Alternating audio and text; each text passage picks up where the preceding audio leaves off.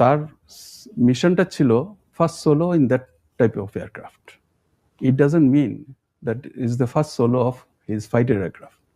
সে কিন্তু এই ধরনের এয়ারক্রাফট F7 সিরিজের এয়ারক্রাফট ফ্লাই করেছে, কয়েকশো ঘন্টা সে ফ্লাই করেছে। বেশ অভিজ্ঞ পাইলট, এক্সপিরিয়েন্স পাইলট।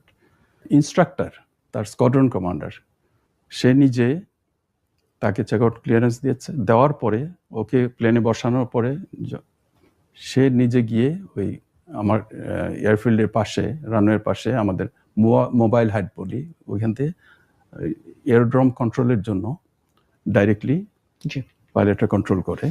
তো he went to see and control that fellow who is gone for the solo. ওইখানে বসে কিন্তু পুরোপুরি দেখতে পারে ওই সার্কিটটা। তো এটা হচ্ছে রুটিন ফ্লাইট। টেক অফ করলো, নর্মাল জয়েন করলো, তারপর